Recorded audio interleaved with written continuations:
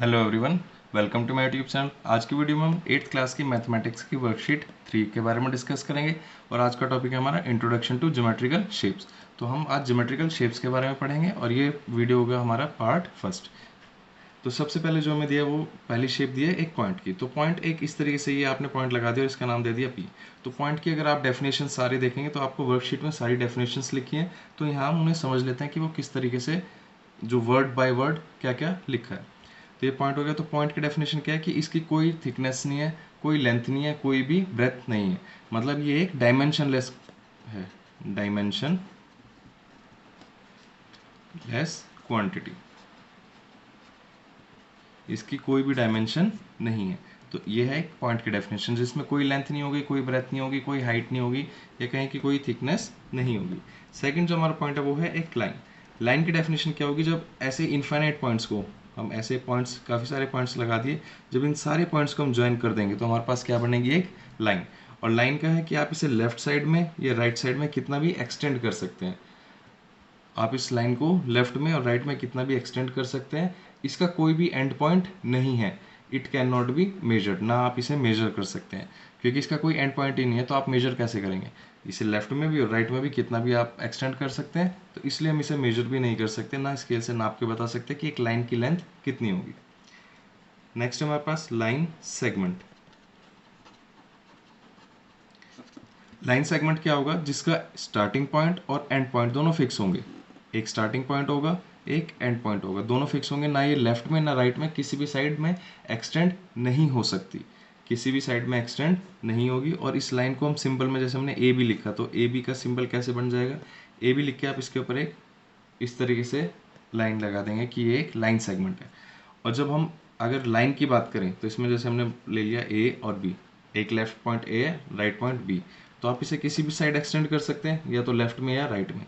तो आप इसे कैसे लिखेंगे? ए बी के ऊपर इस तरीके से सिंबल लगा देंगे कि या तो लेफ्ट में इंक्रीज हो सकती है या राइट में भी।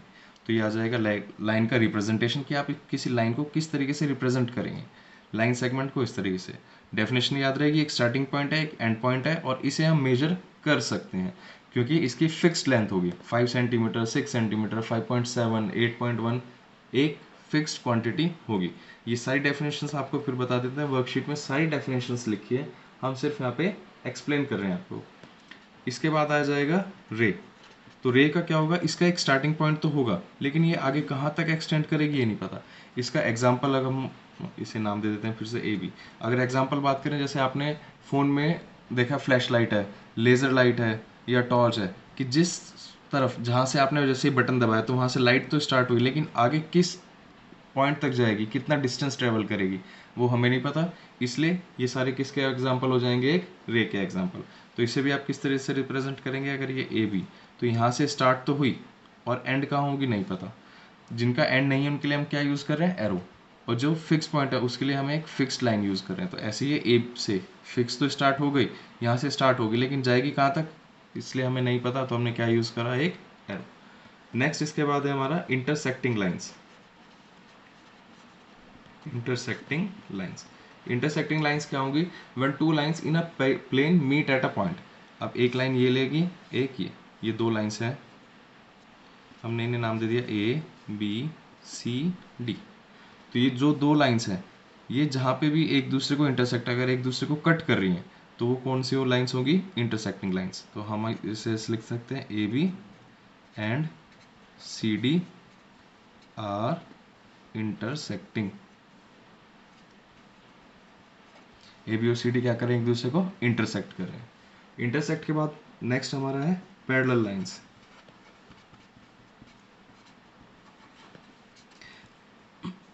पैरेलल लाइंस कौन सी होंगी? दो लाइंस, आपने ये लाइन ले ली और एक ये ए बी सी डी, ये दो लाइंस ले ली। जब हम इनमें बात करेंगे स्टार्टिंग से लेके एंड तक का डिस्टेंस, ये डिस्टेंस अगर आप कहीं भी मेजर करेंगे, ये डिस्टेंस जब हमेशा इक्वल आएगा, तो ये लाइंस दोनों कैसी होंगी? Parallel lines. मतलब ये दोनों लाइंस एक दूसरे को कहीं भी किसी भी पॉइंट पे कट नहीं करेंगी। आप इन्हें चाहे 1 किलोमीटर तक एक्सटेंड करें या 10 किलोमीटर तक एक्सटेंड करें, ये एक दूसरे को कट नहीं करेगी। जितना डिस्टेंस स्टार्टिंग में इनके बीच में, उतना ही एंड में रहेगा। इसका अगर हम एग्जाम्पल के लिए बात करें तो आपने रेलवे ट्रैक देखा होगा। रेलवे ट्रैक या आपके पास जो स्केल होता है। तो ये सारे एग्जांपल्स किसके होंगे, एक पैरेलल लाइन के। नेक्स्ट इसके बाद हमें लास्ट दिया हुआ है इसमें एक प्लेन। तो प्लेन की डेफिनेशन क्या होगी, प्लेन की डेफिनेशन होगी आपके पास, a plane is a flat surface. जैसे ये हमारा शीट है, ये एक प्लेन है, फ्लैट सरफेस है। It extends infinitely in all direction. तो आप इसे किसी भी डायरेक्शन में एक्सटेंड कर सकते हैं। हमने इतना ले लिया। ये इसके अंदर अगर हम इस शेप के अंदर की बात करें, सिर्फ ए बी सी डी के अंदर की, तो ये सारा एक प्लेन है। तो ए बी सी डी को हम कितना भी बड़ा बना सकते हैं, कितना भी बड़ा एक्सटेंड कर सकते हैं, ये भी ए बी सी डी बन जाएगा। तो एक ऐसे ही प्लेन एक फ्लैट सरफेस है जिसे आप कितना भी एक्सटेंड कर सकते हैं, उसकी कोई भी बाउंड्रीज नहीं है। प्लेन के बाद बात करते हैं हम एंगल की। एंगल क्या होगा, angle is a figure made by two rays. अब आपने एक रे, इस पॉइंट से एक रे ये गई और इसी पॉइंट से एक रे ये गई। तो इन दोनों रे से जो मीटिंग पॉइंट पे जो एक कॉमन पॉइंट है दोनों का, जहां से दोनों स्टार्ट हुई हुई है, जब इस तरह की फिगर आपके पास आएगी जहां से एक कॉमन पॉइंट से दो रेज स्टार्ट होगी, तो वो क्या होगा, हमारा एक एंगल। और जो ये कॉमन पॉइंट है, इस कॉमन पॉइंट को क्या कहते हैं हम, वर्टेक्स। कि जिनका कॉमन, जहां एक सेम पॉइंट से दोनों रेज जनरेट हो रही है, उस पॉइंट का नाम क्या है, वर्टेक्स। और जो ये फिगर बनेगी ये होगा हमारा एक एंगल। और ये दोनों क्या होगी, एंगल की आर्म्स, मतलब एंगल के हाथ। इसके बाद हमें कुछ एंगल्स दिए हुए हैं और उनकी डेफिनेशन दी हुई है कि किस तरीके से किस एंगल को आप डिफाइन करेंगे। तो सबसे पहला एंगल है हमारा जीरो एंगल। फर्स्ट एंगल है जीरो एंगल। तो जीरो एंगल की डेफिनेशन क्या होगी, आपने एक रे बनाई और सेकंड रे यहीं से स्टार्ट होके इसे कोइंसाइड, मतलब एग्जैक्टली इसके ऊपर आ रही है। सेकंड रे, पहली रे ये गई और सेकंड रे एग्जैक्टली इसके ऊपर आ रही है। तो इन दोनों रेज के बीच का एंगल क्या होगा, 0 डिग्री का। तो 0 डिग्री एंगल कब बनेगा, जब दोनों रेज एक ही पॉइंट से स्टार्ट होके एक ही डायरेक्शन में चल रही हैं और एग्जैक्टली एक के ऊपर एक दूसरी रे आ रही है, तो वो क्या होगा हमारा जीरो एंगल। इसके बाद नेक्स्ट है acute angle. Acute angle, acute angle क्या होगा, वो सारे एंगल्स जो 90 डिग्री से कम है। तो हम क्या लिख सकते हैं इसमें, लेस देन 90 डिग्री। तो 90 डिग्री आपको पता है, 90 डिग्री की जब आप एंगल ड्रॉ करते हैं इस तरीके से, तो इससे छोटे जितने भी सारे एंगल्स आएंगे, ये सारे एंगल्स, या तो आप इस एंगल की बात करें या इस एंगल की बात करें, या मतलब इस 90 डिग्री से कम जितने भी सारे एंगल्स रहेंगे, वो सारे हमारे एंगल्स कैसे रहेंगे, एक्यूट एंगल्स। एक्यूट एंगल के बाद तीसरा है हमारे पास राइट एंगल। तो राइट एंगल कौन सा होगा, अभी जो हमने बात करा ये 90 डिग्री। तो एग्जैक्ट 90 डिग्री का जो एंगल होगा उसको हम क्या नाम देते हैं, राइट एंगल। राइट एंगल के बाद नेक्स्ट है हमारे पास obtuse angle.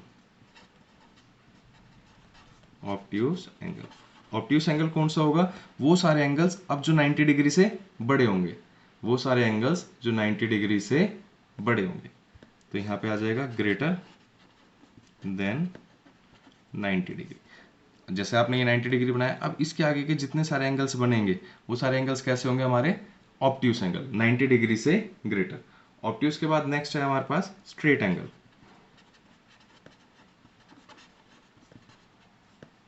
Straight angle, straight angle क्या होगा हमारे पास, एग्जैक्टली 180 डिग्री का।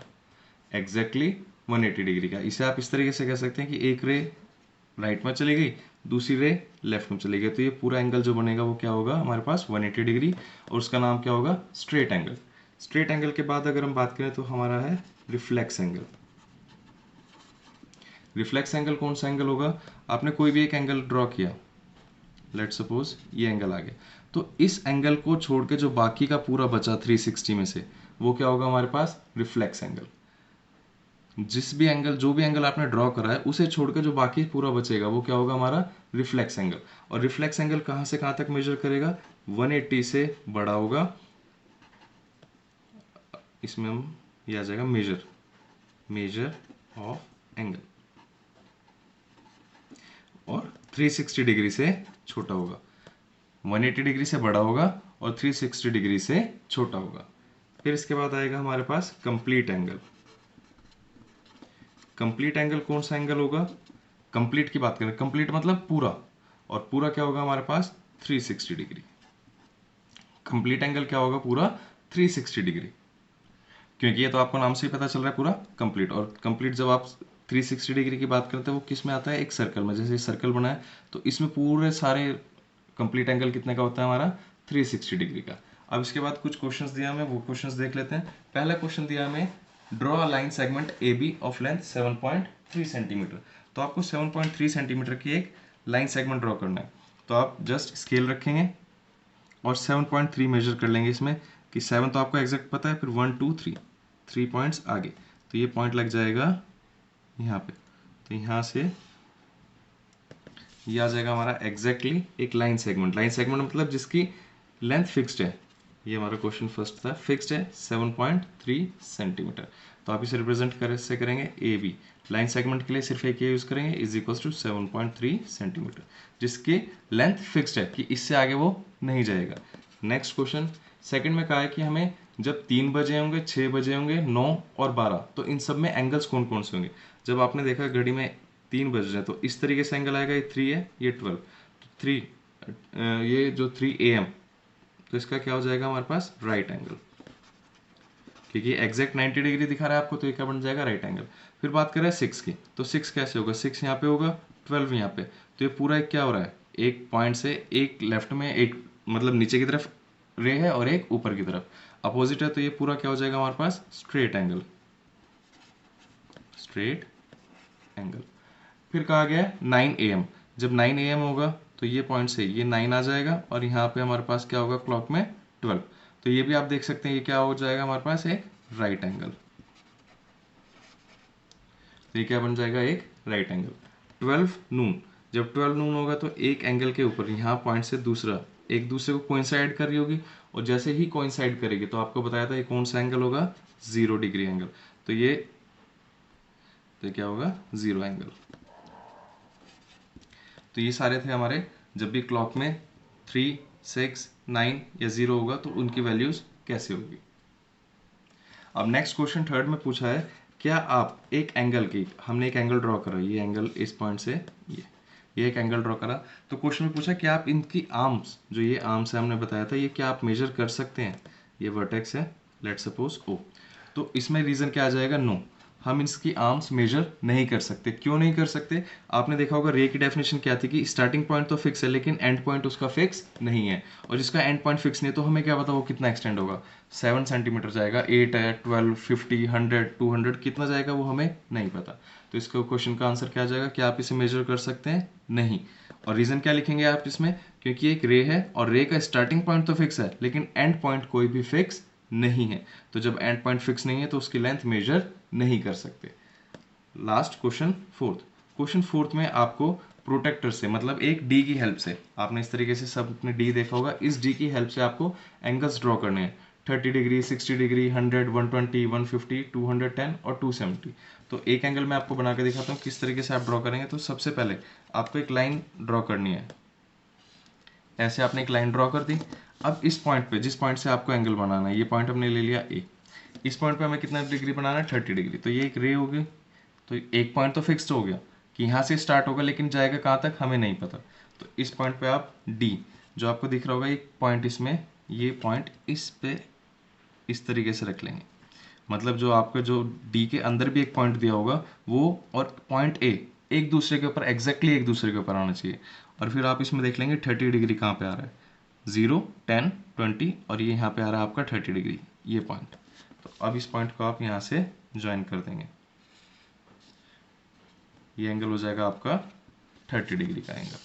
तो इस तरीके से आपको एंगल्स ड्रॉ करने हैं। ऐसे जब 60 डिग्री बनाएंगे तो आप फिर से एक लाइन ड्रॉ कर लेंगे, एक रे, क्या ड्रॉ करेंगे, एक रे। तो ये आ जाएगा एक पॉइंट, इसे भी हमने नाम दे दिया ए, और ये कहाँ तक जा रहा है हमें नहीं पता। इसी पॉइंट ए पे कोइंसाइड करना चाहिए, मतलब एग्जैक्टली इसके ऊपर आना चाहिए, तो वो कहाँ जाएगा, इस पॉइंट पे 60 डिग्री ये। तो जब आप इन दोनों को ज्वाइन कर देंगे ये एक और रे आ जाएगी और ये एंगल हो जाएगा आपका 60 डिग्री। तो इस तरीके से बाकी बचे हुए एंगल्स आप अपने वर्कशीट की कॉपी में ड्रॉ कर लेंगे। वीडियो को लाइक करें, शेयर करें और चैनल को सब्सक्राइब करना ना भूलें। रेगुलर अपडेट्स के लिए आप बेल आइकन को भी प्रेस कर लें। Thank you.